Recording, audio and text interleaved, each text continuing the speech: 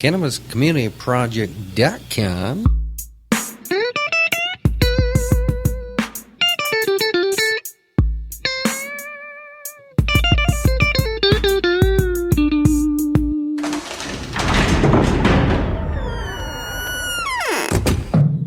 Open up, Colorado. It's 420. Time to grind and burn. This is not your son's stoner show. Open up. Open up. Open up. Open up.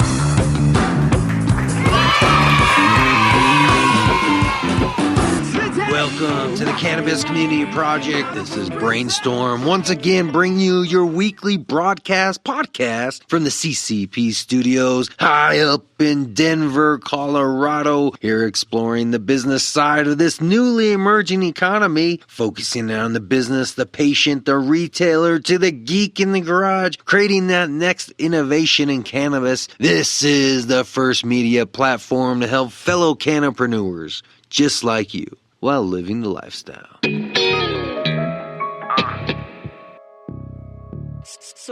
Have you ever wondered where to find wholesale cannabis products? The Cannabis Commodities Exchange is the premier wholesale trading platform for licensed cannabis businesses around the country. Each marketplace is unique, and all of our wholesale users are verified, so you can be sure you're compliant. Becoming a CCX member is fast, easy, and best of all, it's free. So sign up and add a wholesale account today at www.cannaexchange.com or call us at 1-800-498-3CCX. Whether you need to sell your surplus or fill your shelves, CCX builds bridges for your business.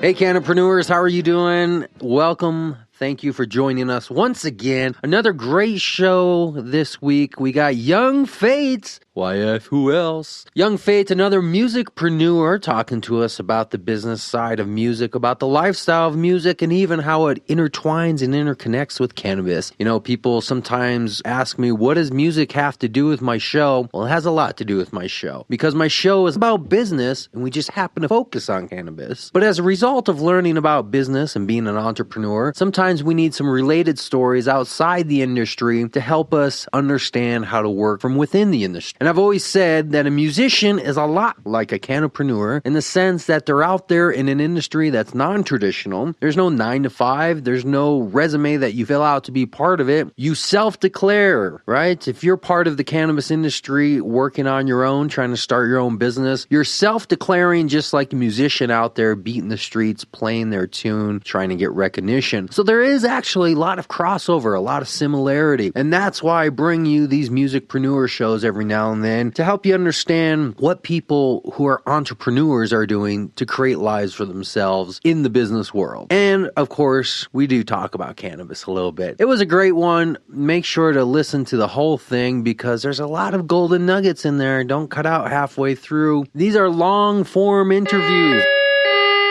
This is your final warning. This episode contains explicit language and even the hint of active drug use. Listen at your own risk. You know, I'm irritated this week. I'm irritated because I've been seeing so many articles come across Facebook about so many different issues, news stories in the industry that are infuriating, frustrating, things that we just don't understand why they're happening as they do and how they happen. Why is it that things have to be so difficult? Why did it have to be so difficult? Maybe I shouldn't watch the news so much. Maybe I shouldn't scroll Facebook so much. Maybe I shouldn't be looking through Google News so much. Because whatever you look for, you're going to find. Maybe I should stop looking. But maybe I shouldn't.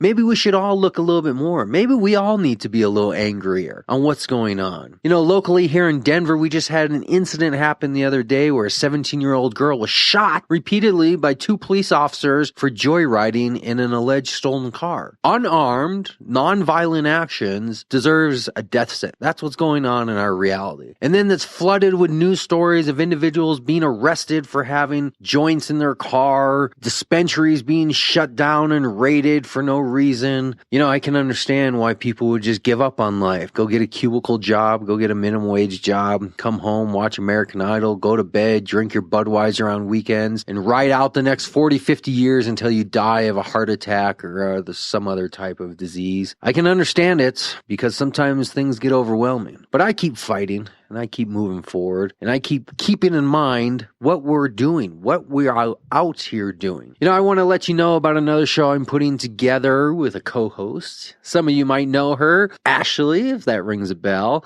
I'm going to be co-hosting with Ashley Marie. I think you know who it is. We all know Ashley. Her and I are going to put together a show that's exclusively for patients. We're going to look at the patient side of life, from being a patient to surviving a patient, and all those who are involved in the patient world. Even the underground stuff, the unconventional healing tactics that are out there. And of course, all the heartbreaking stories we'll hear about what patients themselves are struggling through. When you see these events come up, like Day at the Capitol and Kids for CBD and all these other events, don't just pass them by. There's some powerful stuff going on here and some very, very strong advocates who are out there making positive change. Don't write this off as just stoner activity, people trying to smoke weed. There are some real patients out there. I'm going to run 2 shows, basically. I'm going to keep this one going, which we will focus 85% on the business side of life. And then we're going to start another show and we're going to focus on the patient side of life. I'm going to podcast that one out, but it's also going to be broadcast over terrestrial radio. I'll let you know the details on that as we keep moving towards our final launch date for that show, just to keep you in the know. And remember, if you have any information that's pertinent to the community, anything you feel is important or should be heard, contact me. I'll get your voice on the show. I'll get your message out there. There's no reason why you all can't be part of the show. It's a community show. It's the cannabis community. And this is the project we're putting together of, can we change life for the better? I saw a quote the other day come through. It was accredited to Socrates, but I'm not sure if, who knows nowadays on the internet if quotes are actually true. But what did old Socrates say? He said, take all of your energy and use it on building what's new rather than fighting what's old. That is how you create change. I may have misquoted that, but that more or less is what he's saying. So that's what we're doing here. We're going to focus on building the new and not so much on trying to change the old. If you're old, you're just going to die out and it'll be over. But if you want to be part of the new, come with us here on the Cannabis Community Project. Join us in all of its glory, from businesses to patients to everybody else out there, because we need you. We need people to be angry and motivated, but we also need people who are smart and who have insight and skills that can contribute to our industry. It's all going to come together. It's building to a crescendo. It's getting to a point of almost no return. And we're almost there together. So let's make sure we remember what we're talking about and why we're talking about it. Let's make sure that we don't forget the things we learned, and let's connect with those who we hear on the community. Just like Daniele from last week's show, Daniele Primal Wellness. Did you hear that show? If not, I encourage you to go back and take a listen. That was a great story about her own personal triumphs, struggling with her own issues in life, but also how to actually make a change into the cannabis industry. She lays it out. She moved from Florida to Colorado specifically for the industry, to be a patient and to be an entrepreneur. Learn about it, because these are the stories that are going to help you get to where you want to go. I'm going to give you a couple minutes right now to remember what we talked about. Go back, listen to the full show. Make sure you like, share, and comment and all that social media stuff. But most of all, just keep listening. Thanks, Cannabis. Here we go.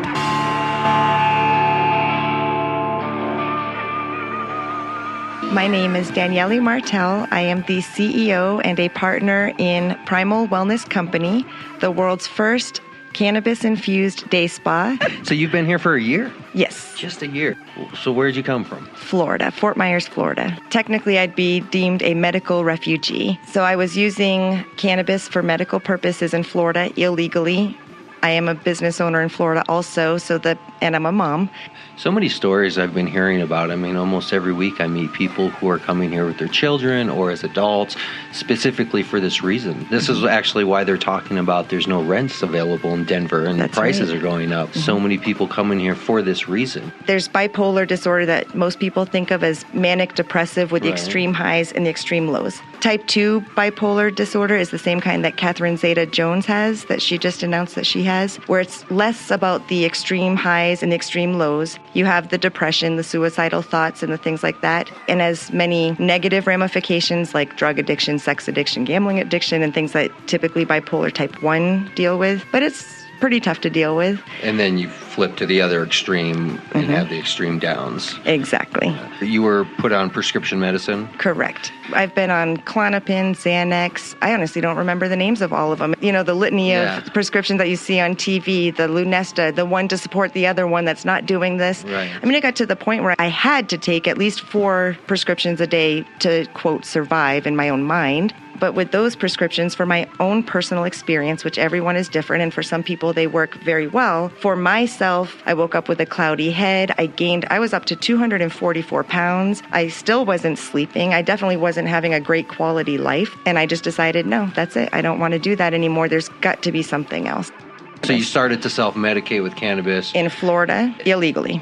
Before, during, or after you stopped taking the prescriptions? With a doctor. With a doctor. There's plenty of information out there for people who want to educate themselves on this as a medicine. He told me the most important thing for my specific issues was exercise, some kind of talk therapy, whether it's to a trusted person, a therapist, or something, and some kind of medication. I simply cannot live without some kind of balancing medication. So together, and he knew I was obviously doing this illegally. He did not help me acquire it. Nothing like that. Well, then when I didn't have to go to Walgreens or CVS to get my medicine, but instead I'm going to a street corner, that no longer felt good. So I moved. And now I can go to the store, and it's easier.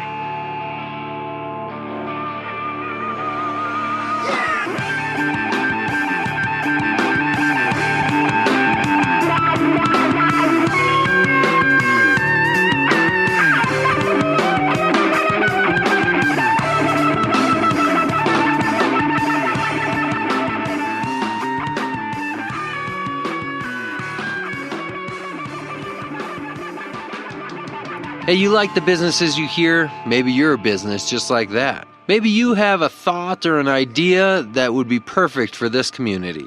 Contact me. I'll get you on the air. I want to discuss these issues. Everything in the news, from health, legal, food, music, growing technology, business. We talk about it all here. Cannabis Community Project.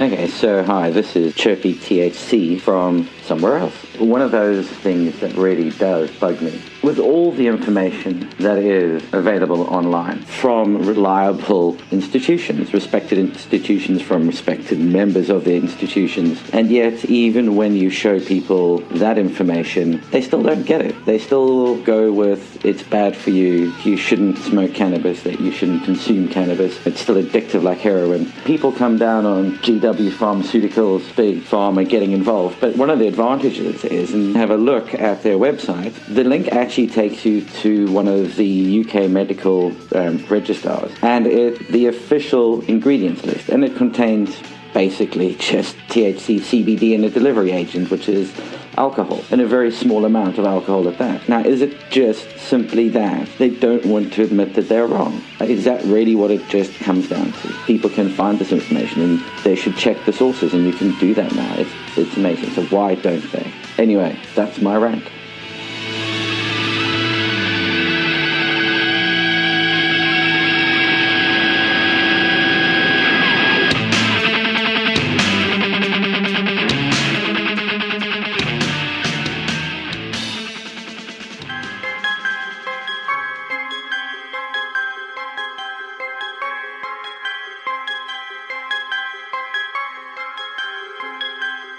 That's the arrogance of the drug wars. This guy is so convinced cannabis is a dangerous drug. I've been coast to coast with this movement. I've yet to meet the person who uses cannabis and no other drug and is having a problem with it. Apparently the world is so out of problems and with such an abundance of money that they have so much money, time to pursue these type of issues there in Oklahoma and Nebraska. Apparently the two states that have no other issues to deal with and have an overabundance of money to file lawsuits and expend legal fees. Well, if the prosecutor of Nebraska succeeds in somehow turning off cannabis reform in Colorado, where's he going to get the money from all those people that they nab off of I-80 every minute? They have no intention of spreading their evil cannabis to anybody in Nebraska. They're just trying to get home. But Nebraska is attacking them, taking their money, taking their property, putting them in prison. It's the worst form of highway tax. And I always thought that under the Constitution, the highway tax was illegal. Well, it's literally highway robbery because they're on the highway and they're being robbed. Yes, we need a new bus system now so people can get through Nebraska. Well, not the bus, because buses can be pulled over. We need something that can't be pulled over, like a train or some type of hyperloop that Elon Musk wants to do. Something that it can only be at the point of stop, right? That in between, there's no way to intercept it until you actually get to your destination. Well, they call Nebraska a flyover state. Boy, there's never been more of a need for it than now, I suppose. I guess this is a good use for drones, right? That as you're driving through these states, what if you just throw your drone up in the air and then have it hover above you like 500 feet, just out of visible eyesight, but still pretty low, and just have it fly like a half mile behind you. Scope for cops. Or scope for cops, that too. Or do both. Have one in front scoping for cops. Because even if you see the cop, you still have to keep going. So eventually you're going to want to depart with your product. So just have it fly above you 300 feet and then drive through the state. And if you get pulled over, let them search your car, go on your way. And then as soon as you're out of the state, have your drone land on the ground in front of you and you're on your way. It's a new business.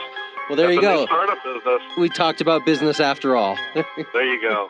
I want to make great music, not fight a war. Hatters overseas, killing sprees, solve anything. Actors make millions versus the homeless, missing dinners, ex-addicts, alcoholics, single mothers, old business owners with bad decisions who couldn't pay their taxes. People who fought for this country, if that's what we call rich men in power, fishing, feeling empowered, never have to lift a finger, pull the trigger on the guns and bullets they find. But we can enlist your daughter and son to fly to Baghdad, empty clips, body bags in Iraq. We spilling foreign children blood, same color as the American flag. No respect or regard for human laws. Who is this policeman to put me in restraints and metal bars? Who is this judge to give me time where I can barely budge? Everybody needs a Clark in a Smallville. Who's war?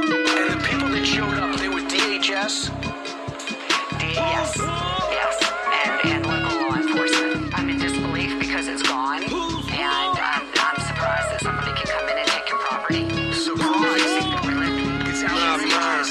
And it's outrageous saying that you always felt so proud to be in this country. Your dad's a veteran. So we live in a free country.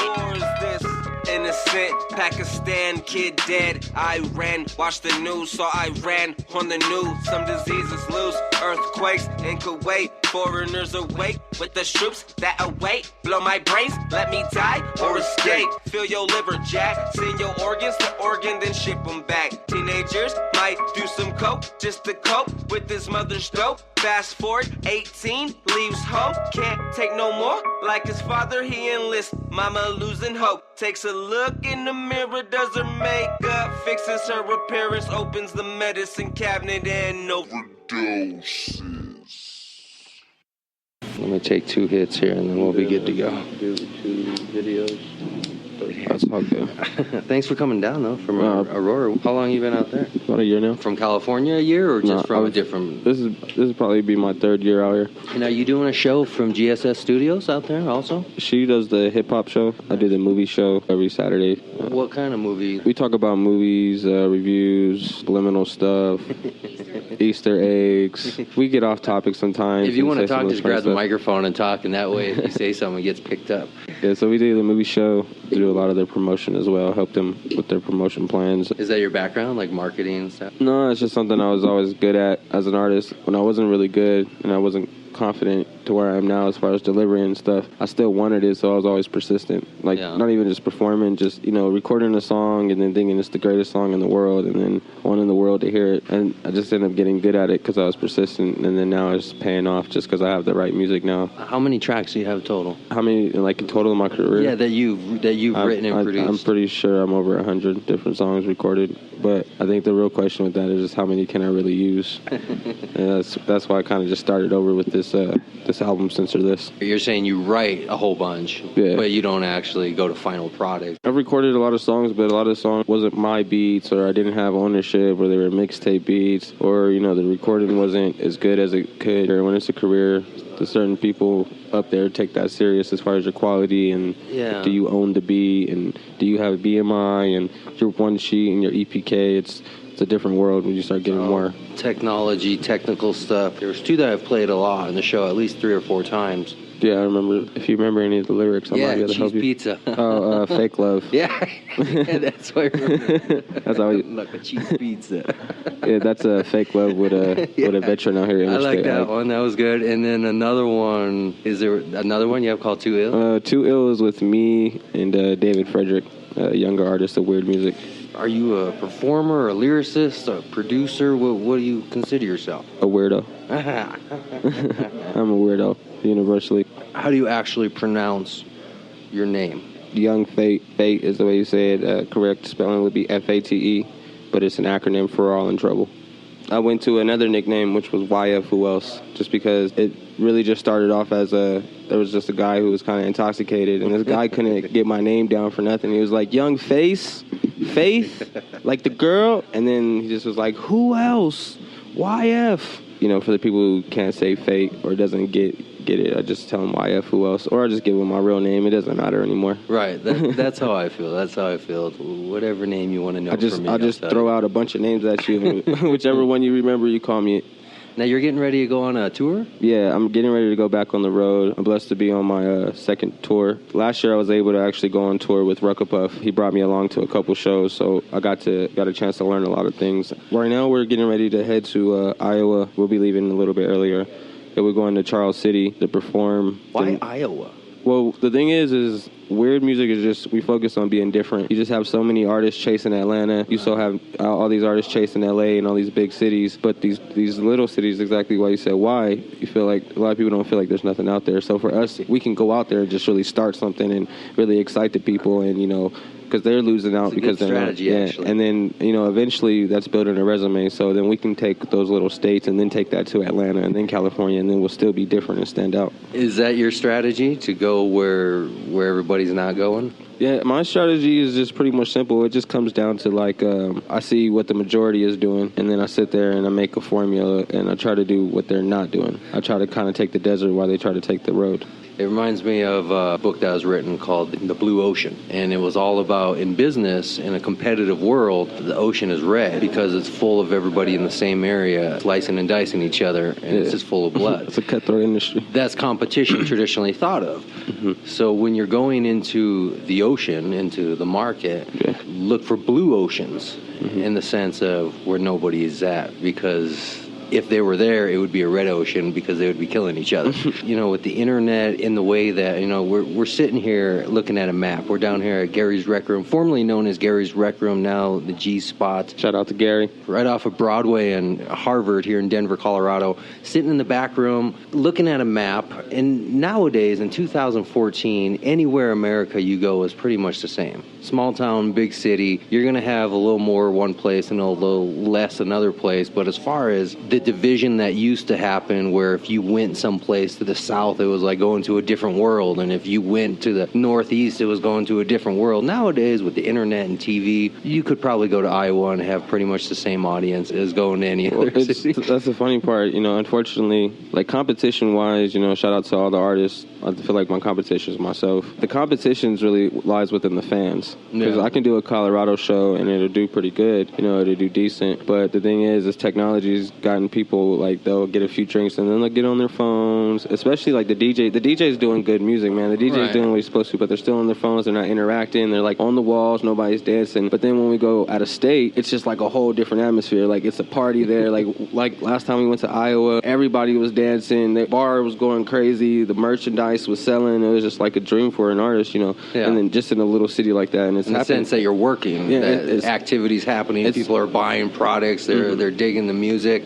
So it's a different scene sometimes, And I honestly feel like the out-of-state shows are a little bit more entertained by us than the shows out here, just because I don't know if it's a local thing. They're like, oh, this guy lives here, so we don't necessarily need to support him. You're an oddity when you go to Iowa. Do you have a genre or a type of music that you would consider yourself to be in? Weird music. Weird music. Can you find that on iTunes under a category? Yeah, if you search it, the Young F.A.I.T on Google is definitely, like, exploded. I'm, like, on 3 different pages right now, just fooling myself. This year, we're trying to grow that as far as weird music, and we're actually trying to make it into a genre, going through different entertainment lawyers and stuff like that. The stuff we've played on the show has been definitely from more of a hip-hop background. Is that consistently what you produce, or do you cross over into other more recognizable type genres? I mean, it's weird in maybe the sense that it's kind of a blend of different things coming together. But how would somebody recognize it? How would they know if it's their crowd, I guess? The thing of how I built weird music, main synonym, what weird music really means is different music. So whenever I say weird, I'm saying different music. Yeah, there's the hip-hop side of it. Just a quick backdrop. Rap is my dad. Hip-hop is my mom. They got together and they made this little weird baby, and that's me. So that's where you see the hip-hop side for me. But we have a Brittany Watts who plays acoustic guitar, sings R&B. This year we're working on a rock band. We're talking to a couple comedians just because a couple comedy places like the Voodoo Lounge. Touring with comedians or doing some type of collaborative artwork with a comedian, like music and comedy. Both. We could definitely both, like, doing both, because I also in high school I grew up in theater. So in theater, before you really get into just acting and stuff, they teach you the books and stuff too, and you really want to bring a good show. So if we bring like a comedian, then that'll be good. And the thing is with that is it's just not touring, it's also me personally working with that place, working with that artist. If I have a rock band, I know a lot of people that book rock shows, so then I sit down and work with them. Brittany Watts, she performed every other couple Saturdays at A-Town Pizza. She does a lot of cover songs there. How old are you? 25. Today. Just turned 25, January 2nd. January 2nd. January 2nd. Yeah. Congratulations. Appreciate it. Another year. How long have you been at this? I've been writing since I was about 9. I took it serious about 17. So I would say, like, the seriousness of it and as the business.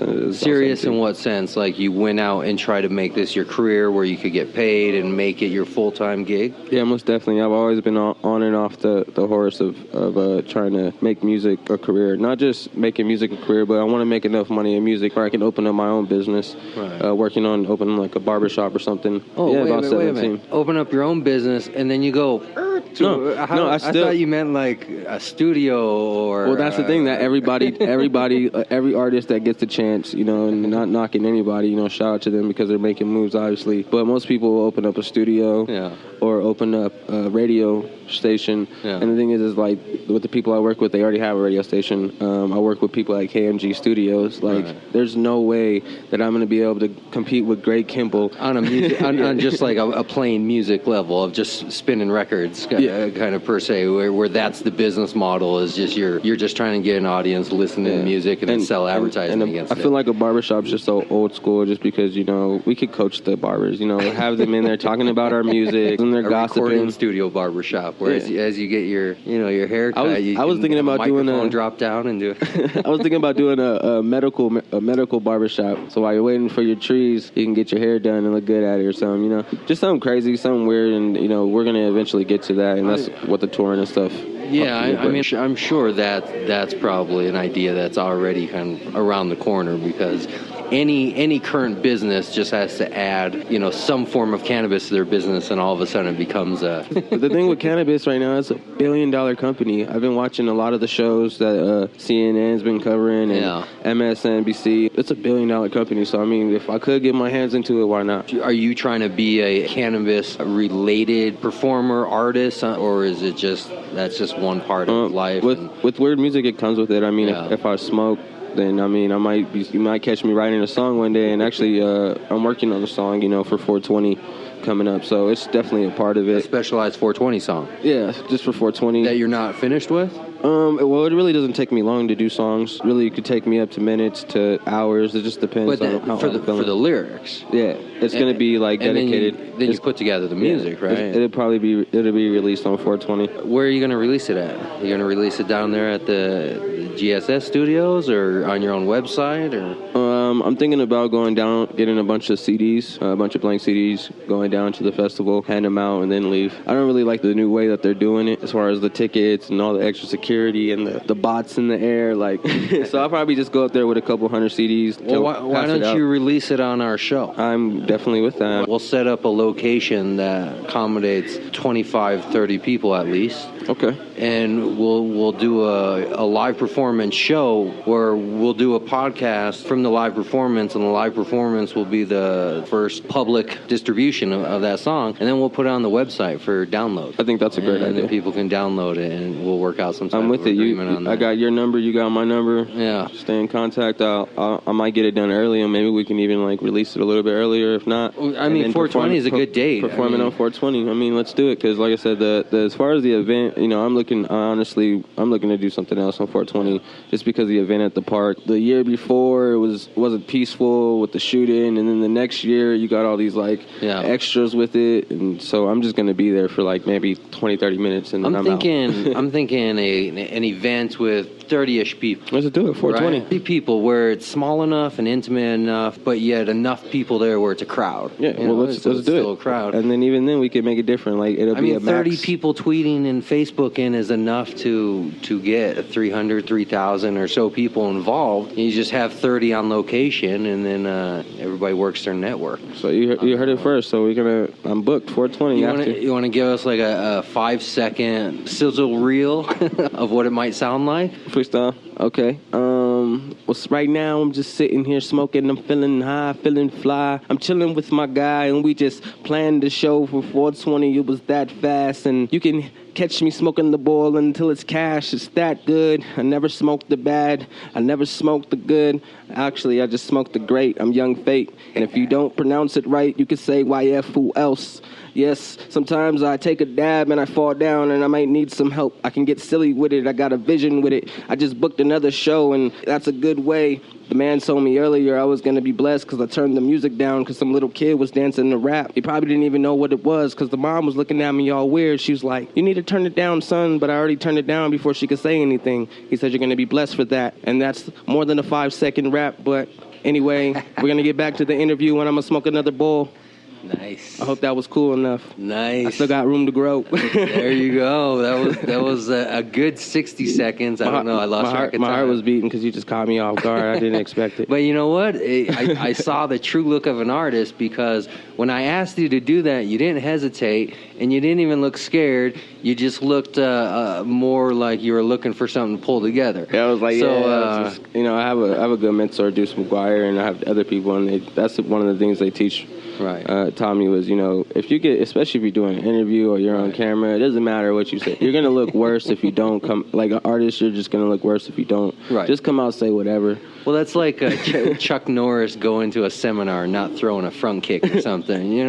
That's why people came to see you. You have to constantly keep showing who you are, even though people know who you are. Yeah. So improv is good, keeps you sharp, right? Mm-hmm. Keeps you on your toes. Yeah, most definitely. We'll put it on the website, and we'll do it for download, and awesome.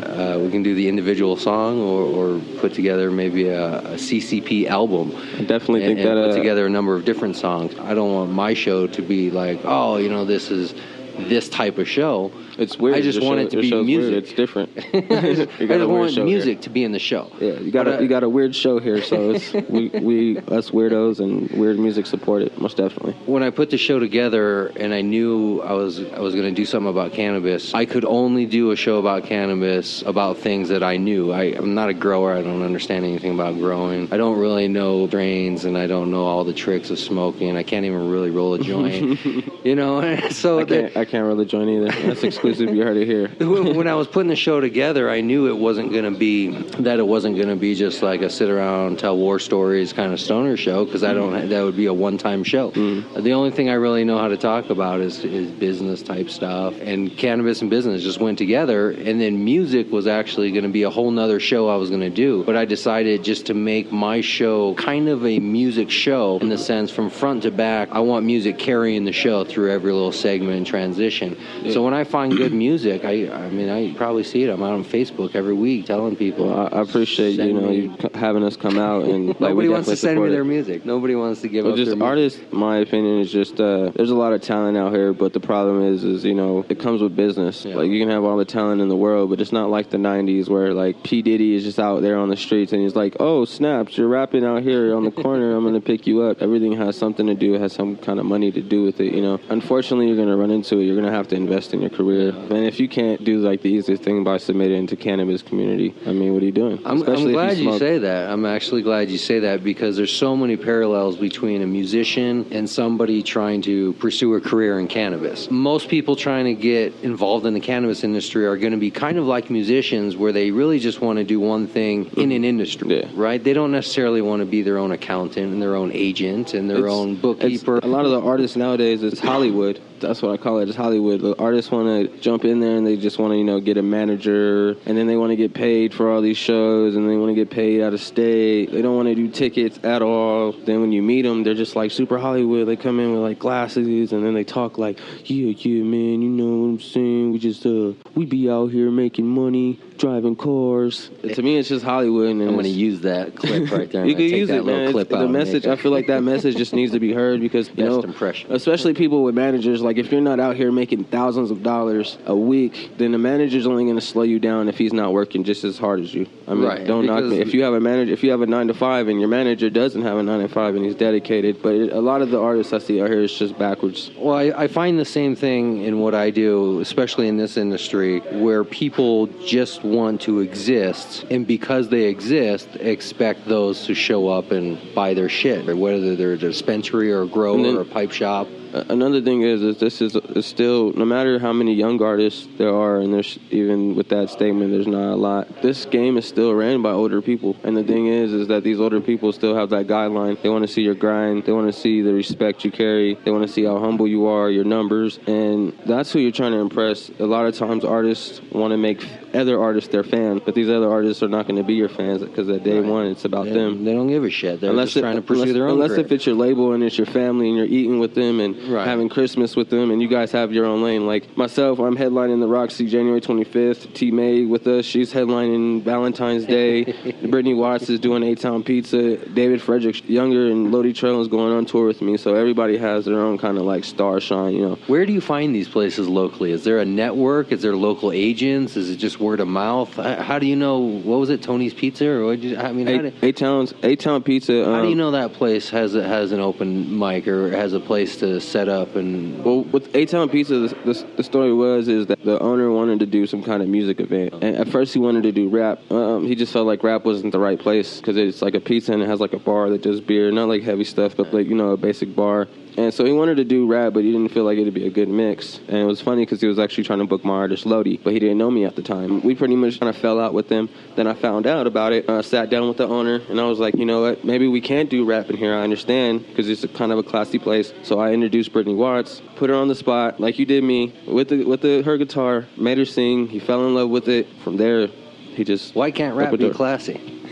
Right. I understand vulgarity, but why can't rap be classy? But the thing is like, for us, we have to have an open mind state. I mean, we can go in there and we can put together a peaceful show, no cussing, no nothing like that. Yeah. It's not more of us, it's more of taking the risk. There's like been murder in the community and a lot of that stuff, and for us, it was just easier Oh, we were talking about classiness, of rap and classiness. So why can't... See, maybe this is a little abstract, I don't know.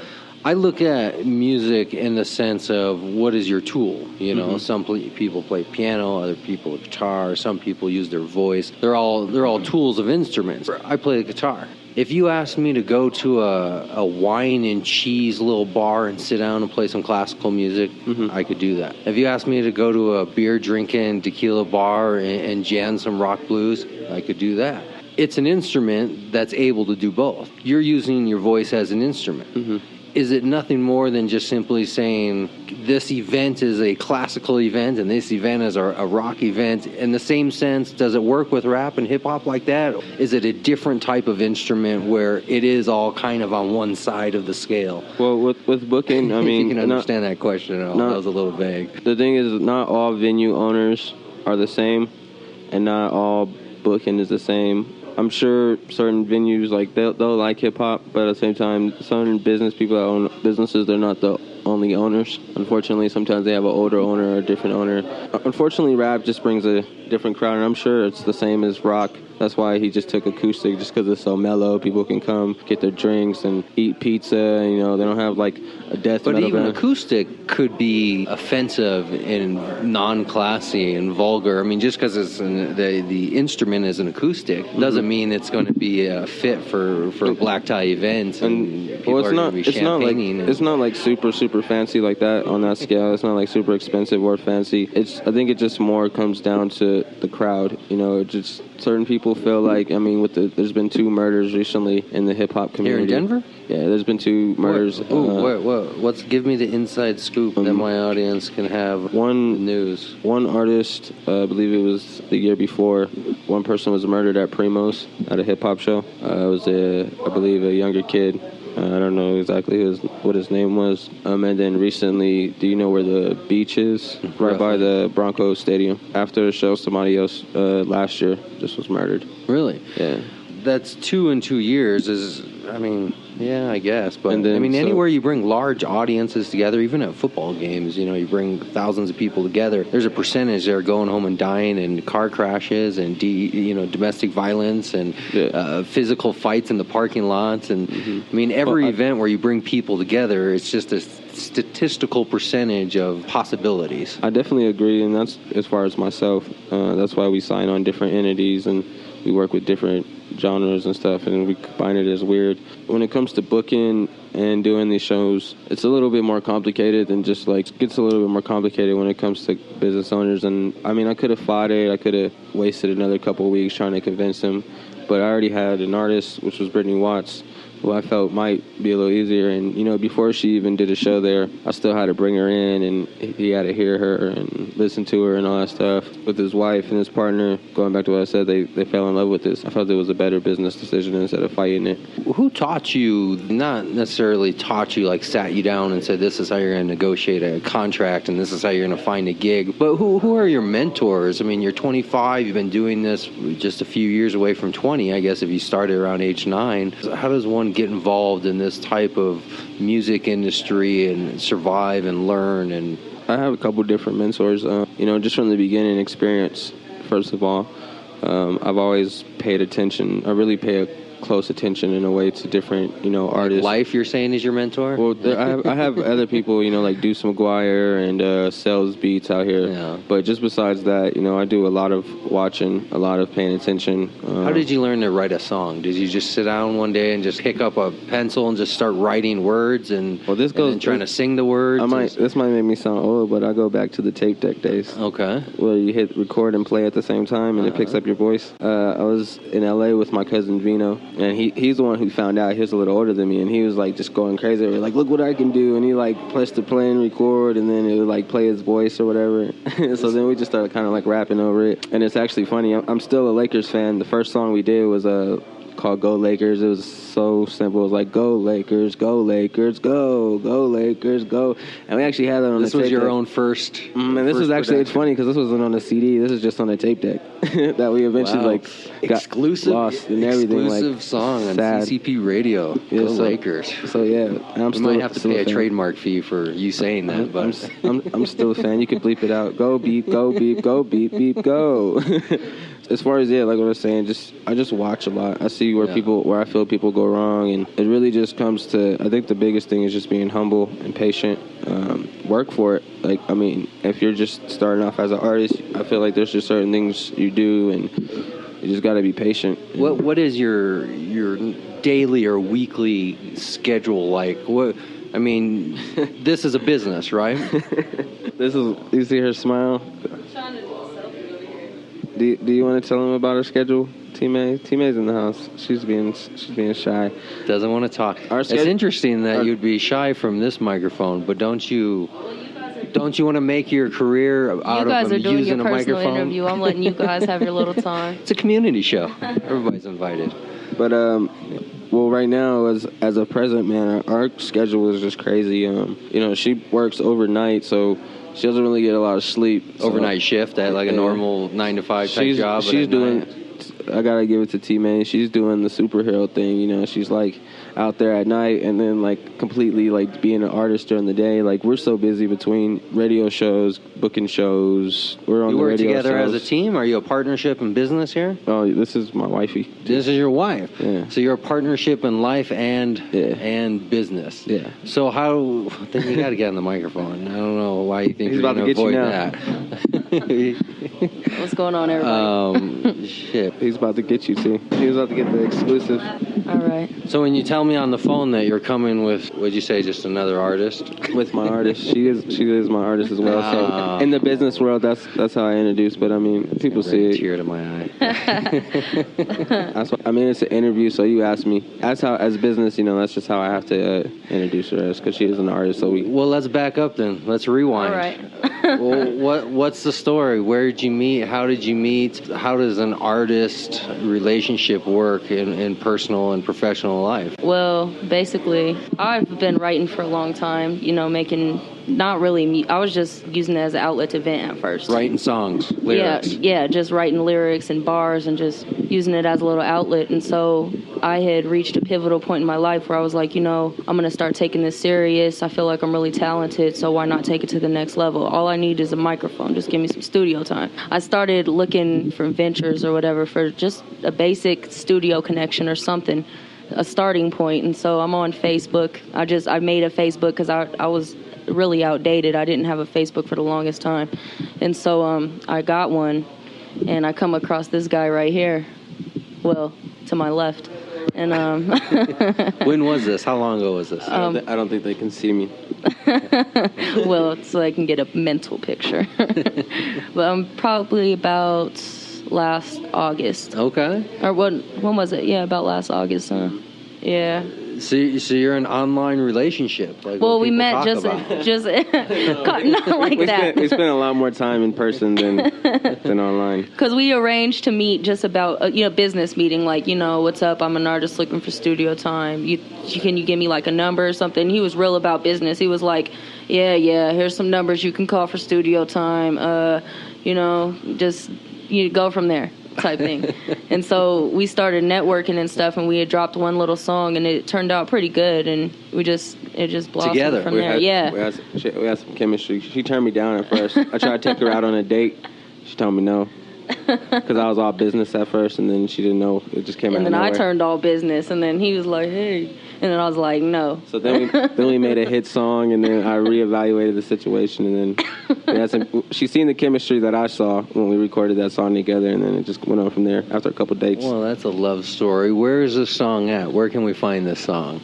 It's on SoundCloud. It's called Damn We Some. Is it still on there? I think it's on Weird Music. I don't know. We have a team that kind of cleans up and stuff. Sometimes they just take some stuff down if they feel like it's. So you produce together, or you individually have your own artist careers? We have our own individual. Our biggest hit right now is a song called Nipsey Hussle that we did. It has like together. Yeah, it's like 3,000 plays on SoundCloud. YF Who Else? To pull that up. It's a pretty good song. Just search YF Who Else. It should be like the second song. So how does that work? You met up and you realize you had similar interests, similar likes, similar desires. Yeah, we just started, making business moves together, and it just developed into what we have today, just this wonderfulness. Because my thing, I'm really harsh when it comes to female MCs, just because a lot of it's the same. And then sometimes, I don't know if I'm like, I don't know what the word is for it, but I don't like their voices sometimes. Like their voices they put behind it, and it just drives me nuts. So I was really harsh. I wasn't like really mean to her, but I was like, I'll give you a chance and stuff, because she sent me some stuff, and the quality was like really bad. I could tell like she recorded it, was from on a like voice recorder. Yeah, I could tell she like used something or whatever. But her lyrics was like dope, like super tight. Like you're gonna have to. I'm gonna put you on the spot. Can you spit something? What if I your put you both on the spot? I mean, you're a dynamic duo now. Always been a dreamer. Dream about what's better, not about the glamour, but the cheddar. All my hits harder than a hammer, not the one from nail and plaster, but the one from stopping you from running faster. Devour beats and turn ups, cause like the beat, I'm turned up. Nice. It's a little preview. Don't apologize. I don't know why people get self-conscious when this is what you do, right? This is what you do. I mean, I can keep going. It's nothing. One of our. All right, we're gonna play just a couple seconds to get an idea of Nipsey Hussle, aka Hustle Feet. Where's the speakers? Levels to this, levels to this. All black on, people's wild looking devilish. Who's intimidated? There's some moves that we making, yo. I ain't saying. Probably leave your favorite local devastated. Denver is a stick up, open up the safe, penetrated. Math equation, be smart about it. Now evaluating. We on the field, he talk behind her back, that's commentating. On they tippy toes. Now I'm no gripping. Shout out to the bees and the vatos. Get it? Who else isn't set tripping? I roll with that Zool. This is you. Yeah, that's me. That's associated. All my family from the murder to LA, still banging for my niggas. My niggas. It's turf till they die, that ain't never changing. Stay loyal, get money, stay family. You my blood, that's my cuz. Even Nipsey knows. Follow YF, who else? Even Nipsey does. Hustle. All I do is hustle. All I do is hustle. All I do is hustle. All I do is hustle. Taylor's coming up right now. All I do is hustle. The level I'm rocking, knocking your base. Slap so hard it slaps your face. Makes your head ache, cause it shakes the place. Making moves like earthquakes. We never lose, we first place. With no fake plays. In first place, I don't knock nothing. Stop frontin', drop your hate like a hot plate. Cry rivers to my ice lake. I spit fire, then say, hey, wanna ice skate? So faded eyes looking like a rice grain. Leave my mark on the game like a bleach stain. So cold, leave them stuck, call it freeze frame. I cannot refrain from puffing on the reefer. Smoking with teammate, it'll leave you on your keister. Fuck on my team, you fucking with me. Fuck how you feeling, I'm killing the scene. Sipping lean, mean, beef is protein. Unless it's chicken, then it's poultry. Take the safe way like a grocery. Kill the beat with a buzz, unlike most beats. All I do is hustle. Yep, there you go. That's officially All I do is hustle. So it's There you have it. That's kind of like how. What's the name of your company together? Weird Music. Weird Music? Did you incorporate that? Yeah, everything's all locked down. Weird Music LLC? It's copyrighted right now. Everything's all locked down. Nice. So this is one of those situations where you find somebody who, in a personal and professional manner, you have two goals. To go at the same, you have twice the amount of work, but to do it the same person. Well, we have a lot of different people. We have David Frederick, Lodi Trail, Brittany Watts, Dan Lokes, and then we're also going to be picking up a couple artists too this year. What are you going for ultimately here? What's the end goal? The crazy thing is for a simple goal, I would say I want each of my artists to at least be making minimum wage just off of music, and then from there, invest and then continue to grow from there. Who knows? Like a lot of artists aren't even making that much as far as doing music, as far as locally. I mean, that's really just growth. I'm not gonna be like $1,000 a week. Yeah, like a big goal, like $1,000 a week. I mean, of course, to focus on that, but at least like that's my main minimum, the bottom. But is what I'm trying to get. It wouldn't be $1,000 a week like you have to go out and sell $1,000 a week of song downloads. It would be a whole multitude of things. It would be doing gigs, selling downloads, selling merchandise, finding other ways to do appearances and make a couple bucks. It would be having 5 or 6 different little streams adding up to that 1,000. You have a goal to go out and sell 10 units of merchandise a week for a few $100s. sell, a couple hundred, downloads a week for, $100 or so, and then just break that up in small chunks.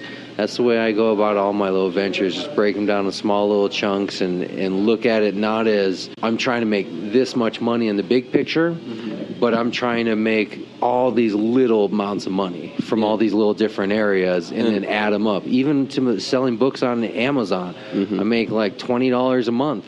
Yeah, which is like $250 a year, right? But it's just one more little thing to put in that mark of revenue streams, right? Yeah. How many different places are pitching you a penny? And that's the thing that I'm really working on this year is being mentored by Sales Beats is my business as far as making everything go smooth and stuff, because he's done a pretty good job with his and different moves that he's made and artists he's worked with.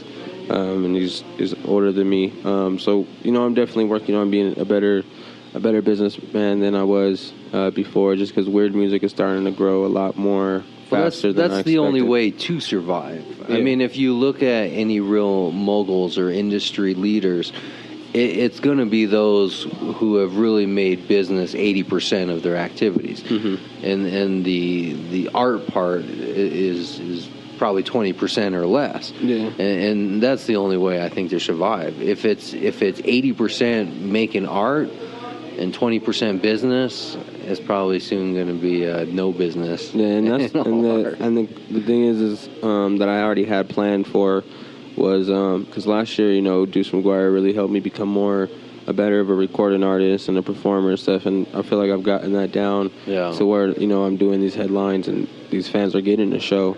And then this year, I'm like so sick of the studio. Like, I don't even want to be in the studio. Like, if I'm not getting paid for a feature, then I'm like working on building weird music and traveling and doing different things to. Do you believe in the 10,000 hour theory? I am not familiar with it. Malcolm Gladwell, a guy who's like just an academic guy, who writes a lot of books and does, spends a lot of money doing research and stuff, wrote this book. They had this theory of the 10,000 hour, that it takes 10,000 hours to roughly master any skill. So if you were a swordsman back in the day, you would need 10,000 hours of practice to be a mastered swordsman. What does that break down in a month? Well, here's the thing: is that depends on you, right? Okay. Why does it take Tiger Woods only to the age of 17, 18 to become, Tiger Woods? Well, because since the age of 4, he started putting in his 10,000 hours. So by the time he got to 18, 19, he probably had way past 10,000 hours. Yeah. So he was already a master. Where the rest of us, we look at that as starting life at, 17, 18, going out in the world. So 10,000 hours depends on you. You put an hour a day in a basketball practice, where are you going to be? You put in 10, 12 hours a day of basketball practice, where are you going to be? If you play the guitar in your basement for 30 minutes every other day, where are you going to be? That's really a good thing. I'm going to look into it, but you know what that reminds me of? Have you ever played The Sims? Yeah. It breaks down to that. Sim City, yeah. Could you imagine, if you building all the everything and figuring out the economics think about what you just said, even on The Sims, if you put 10,000 hours into building your character in The Sims, think about what your character is going to be. This is the same concept of anything. This is why video games, anything. Well, when artists talk about their first album, usually a first album from an artist that gets picked up goes quick and it makes a whole shitload of money. Well, why is that? Well, because by the time they made that first album, they were 5, 10 plus years, night after night, bar after bar, putting in 20, 30, 50,000 hours. You got that stuck in my head. I'm about to be obsessed with that. 10,000 hours. Count it. I'm about to be obsessed every time with you're doing it, right? Now. When you're sitting behind the computer, putting together something. Look at the clock. It might be a song. It might be a pound sign. I don't know what it's going to be. 10,000 hours and counting. Right? So if you Google it, Malcolm Gladwell, he wrote a book, and it's just this idea. I think he's actually revised it now where it's something different. But the basic concept is you got to put a shitload of practice in and get anywhere. How long does it take to get there? Well, it depends on you. It depends on you. When I started playing the guitar, I sat in the basement for 6, 10, 12 hours at a time and would play. Now I play once every 3 months. Did you give out your contact information yet? Where they can follow you as you're on tour and follow your music, your downloads? It's really easy. Just Google Young F.A.I.T. Google Young F.A.I.T. or search YF Who Else. Everything will pop up. SoundCloud YF Who Else. YouTube.com/Young F.A.I.T. I do a Wednesday documentary show every Wednesday for the fans and new people so they can get to know me. I think that's definitely interesting for people to check out. Interviews, people talking about my music, performance footage, and then, pretty much Young F.A.I.T. My Facebook is Taylor Made, M-A-D-E. My artist page is T-M-A-Y. SoundCloud, T-Made XX. Nice. Twitter, T-Made XX as well. I appreciate you inviting us. We had definitely a great time. Right on. Yeah, and just give me a couple Tell me who's the puppet master.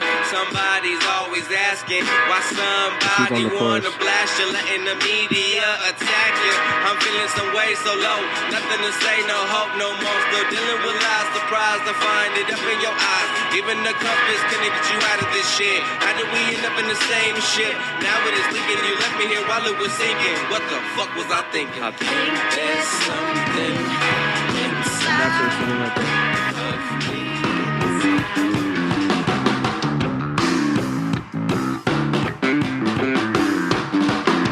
Thanks for listening to this week's show. Make sure to come back next week. We're going to have more guests lined up, speaking with dispensary owners, growers, business owners. Make sure to follow us on all of the social media, Facebook, Google+. You can listen to our shows live from the website or your preferred listening platform. Find us on iTunes, Stitcher, SoundCloud, Spreaker, even YouTube, all under the same name, CannabisCommunityProject.com. We'll see you next week.